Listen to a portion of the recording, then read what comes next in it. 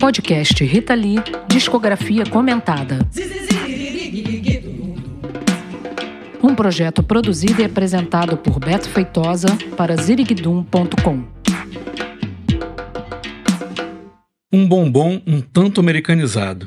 A roda de sucesso já estava dando muitos sinais de desgaste. O peso de levar uma turnê gigante, desgastante, milionária pelo país, problemas pessoais, saúde balançando e a pressão da gravadora por um novo trabalho para continuar alimentando a indústria, seguindo o ciclo. A gravadora pressionava por um novo disco, que teria que ser lançado em outubro para pegar a agenda de Natal. O jornalista Rodrigo Faur conta a história. Um álbum muito curioso na carreira da Rita é o Bombom, porque aconteceu o seguinte: a Rita, em 82, com o álbum Rita Lee Roberto Carvalho Tem Flagra, vendeu 1,5 milhão de discos, foi o recorde dela, né? Então ela virou a galinha dos ovos de ouro da Ação Livre, da gravadora, né? E quando eles tiveram que renovar o contrato, eles foram deixando para ver se conseguiam umas luvas melhores, umas melhores, enfim, condições e tudo, e acabou que eles assinaram mais para o final, para meados de 83. Renovaram o contrato já meados de 93. Aí o João Araújo perguntou para o Max Pierce se havia possibilidade de eles lançarem um disco ainda para aquele Natal, para aquele fim de ano. Aí eles falaram que com as condições técnicas que havia naquele momento no Brasil, seria impossível gravar um disco, enfim, para sair no fim do ano. Mas se fosse fora do Brasil, se fosse nos Estados Unidos, daria. Aí fizeram um orçamento, foi mais ou menos $100 mil, não sei o que, foi aprovado e eles partiram para ir para lá, né? Com a pressa, a saída foi levar Rita e Roberto para gravar nos Estados Unidos, com músicos de estúdio de lá. A formação do álbum é com integrantes da banda americana Toto, que na época estava vivendo uma fase de muito sucesso com o álbum lançado no ano anterior. Mas, assim como acontecia com Roupa Nova, seguia fazendo trabalhos em estúdio e eram conhecidos por uma qualidade técnica incrível e pela rapidez nas gravações. Quem for pesquisar o nome dos músicos desse álbum vai ver que eles, na época, estavam também em discos de grandes estrelas como Madonna, Michael Jackson, James Taylor e Olivia Newton-John. Max Pierre, que assina a produção do álbum com Rita e Roberto, lembra. A gente, com Mike Porcaro, com Carlos Vega, porque eu queria usar o Jeff Porcaro, mas o Jeff Porcaro tinha destroncado o pulso, então ele recomendou o Carlos Vega, que era um baterista cubano maravilhoso, e aí Paulinho da Costa, mas a formação básica era do Toto, né? Os músicos americanos eram conhecidos pela qualidade técnica e também pela rapidez nas gravações, como o Max lembra. E quando a gente passou a primeira música, quando eu já tinha gravado nos Estados Unidos com o César, mas com o César, eu não tinha gravado com músicos americanos de rock, né? E quando eles passaram a primeira música que a gente gravou, que foi o On The Rocks, nós ficamos chapados, sentados no sofá, eu olhava para a cara da Rita, olhava para a cara do Roberto, e eu não sabia o que falar, porque estava perfeito. A primeira passada que eles deram, os 4 minutos da música, estava perfeito, né? E aí o Steve Lukather falou, eu queria fazer um solo. Tá, lógico. Ele fez um solo maravilhoso e nós ficamos chapados ali, sentados, não sabia. Eu falei assim, quando ele falou, ele veio ouvir, ele falou assim, eu acho que eu faço melhor. Eu virei o Gatica e falei, Gatica, guarda esse. Ele falou, não precisa, Marcos, ele vai fazer melhor. Aí ele fez o solo que ficou e nós ficamos maravilhados. Mas isso, o disco inteiro, que era uma tentativa a exemplo dos outros, fazer em cima das bases que o Roberto desenhava, acabou ficando um disco que eles não tocaram. O Roberto praticamente não, só fez o solo do Desculpa Away, o solo de piano, né? E aquilo gerou uma crise entre eles. O Roberto ficou, quando o disco saiu, eles não quiseram trabalhar o disco, né? Eles ficaram decepcionados, né? Eu acho que não ficou uma coisa muito americana até para eles, né? Que são roqueiros, né? Eu lembro que eu fiz uma reserva de 3 dias, três sessões de 6 horas, a gente, na primeira 6 horas, a gente gravou o disco inteiro. A base, né? Depois começamos a refazer as bases e com um outro formato, porque não tinha o que fazer no estúdio, eu já tinha arrendado, né, o horário. Mas eu acho que entre gravação e mixagem, tudo não chegou a 20 dias. Rodrigo Faur conta. Eles ficaram muito espantados com o nível técnico dos americanos, né? Porque era tudo muito perfeito e eles gravavam tudo muito rápido. Então acabou que aquilo foi muito forte, né? Até o próprio Roberto tocou teclado, acho que só numa faixa desse disco e tudo. Então fez os arranjos e tal, mas foi uma coisa assim, eles ficaram meio chocados, assim, foi meio um choque cultural, entendeu? Um único brasileiro na ficha técnica. A percussão de Paulinho da Costa. Ele também uma figura fácil em gravações de grandes estrelas. Mas o resultado é um álbum sem a alma dos trabalhos anteriores. Não tem aqui aquele tempero brasileiro no pop de Rita e Roberto. Bombom soa como um álbum de pop mainstream americano da época. Max Pierre explica. Essa coisa caseira que a gente tem, que caseiro não é uma palavra que defina absolutamente de uma forma correta o formato brasileiro, mas o Brasil tem muito de...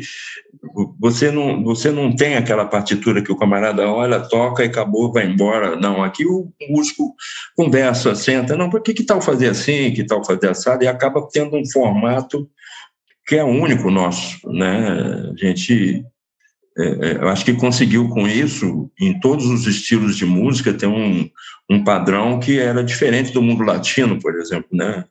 Nós conseguimos ter um padrão, tanto no rock, como no romântico, como principalmente na MPB, a gente conseguiu ter um padrão que invejável no mundo, né?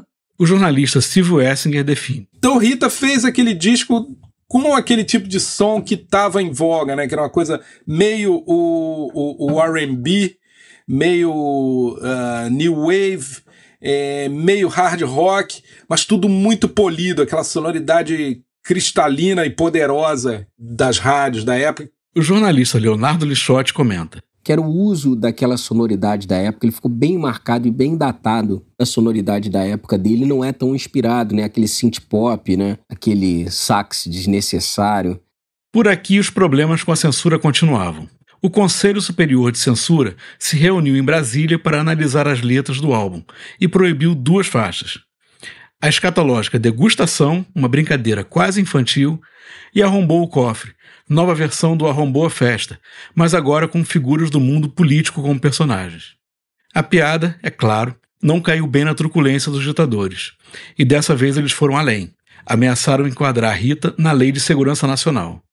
Pirarucu, Yoko Ono, Striptease e Menino, que também estavam na Berlinda, acabaram liberadas. Com tudo resolvido, o disco foi para as lojas em 2 versões. Uma completa, que vinha com um lacre e era proibida a venda para menores de 18 anos. Outra tiragem, que logo depois sumiu, trazia as 2 faixas riscadas já de fábrica. Resquícios desses tempos nebulosos, quem tem a edição original desse álbum pode ver a faixa cinza na capa, expondo e documentando os tempos de censura. As edições do álbum no exterior, como as de Portugal e França, escapavam e traziam a capa preservada sem essa vergonha. Rodrigo Faur lembra. Ele, até a boca de sair, teve 5 músicas censuradas, assim, né? Mas também Menino, Striptease, teve várias músicas que hoje não é nada, né? Você tenta buscar o que poderiam censurar nessas músicas, é engraçado, né? Da mesma maneira que o Banho de Espuma, né? Que também é uma música inofensiva, também teve que ter mudado o título e algumas palavras, é inacreditável. Mas o fato é que mesmo depois da queda do ato institucional número 5, né, em 79, ainda havia censura em música no país. Sobre esse episódio, Eduardo Suplicy, na época deputado federal eleito por São Paulo, escreveu um artigo publicado na Folha de São Paulo no dia 16 de outubro de 83, que diz, abre aspas, os artistas não desistem tão facilmente de expressar o que a alma do povo está sentindo. E Suplicy arremata. Estejam certos os que estão no poder e os que procuram proteger sua base de sustentação. A sensibilidade de artistas como Rita Lee e Roberto de Carvalho detecta claramente a capacidade da maior parte da população de se indignar perante esses fatos. Fecha aspas. Apesar de todos os problemas, o disco emplacou mais 2 clássicos na carreira de Rita e Roberto, justamente as 2 primeiras faixas do lado A, On the Rocks e Desculpe o Auê. Composição finalizada por Rita e Roberto um dia antes de entrar em estúdio, On the Rocks é um rock clássico com a marca deles e ganhou um solo antológico do guitarrista Steve Lukather. A música tem um tom mais grave que as gravações de Rita Lee. Na época, ela chegou a revelar que a ideia era de que Roberto cantasse essa música, ideia descartada no último momento. Já Desculpe o Auê foi uma carta que Rita mandou para Roberto depois de uma briga, e ele respondeu com a música feita, uma balada romântica que ficou para sempre no repertório deles. Leonardo Lixotti elogia. Desculpe o Auê é uma daquelas canções perfeitas, né? Canções pop perfeitas, assim, o uso da gíria ali de maneira poética e nova, inventiva, bonita. Silvio Essinger completa. Desculpe o Auê, que é um daqueles enormes hits de FM, uma balada com sintetizadores, solo de piano. É praticamente um bolero moderno que nasceu de um bilhetinho que a Rita escreveu pro Roberto de Carvalho, seu companheiro, falando do ataque de ciúmes, pedindo desculpas pelo ataque de ciúmes que tinha acabado de ter. Virou um daqueles hits imortais de FM, uma das grandes faixas da Rita. A cantora Krika Amorim incluiu essa música no álbum que fez em 2007, com músicas de Rita. Desculpe o Auê faz parte do repertório do CD que eu lancei em 2007, o Pirataria, Rita Lee, por Krika Amorim. Foi muito difícil chegar, né, num consenso das músicas que iam entrar nesse CD, porque a vontade é gravar todas, né? É muito difícil, realmente. E Desculpe o Auê é uma faixa que, assim, absolutamente necessária, né? Porque é uma música cativante, é uma música envolvente, foi um grande hit. Assim, é uma balada, assim, tipo daquelas quem nunca, sabe? Porque quem nunca teve uma crise, né, de amor, de ciúme?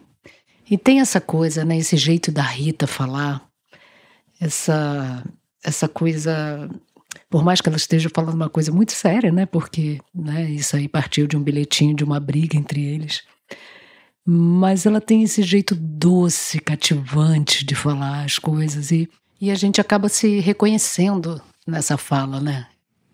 E essa dupla, né, Rita e Roberto, o Roberto pega esse bilhete e transforma nessa música sensacional, tudo certo. E assim, as pessoas são apaixonadas por essa música, todo mundo canta Desculpe o Auê.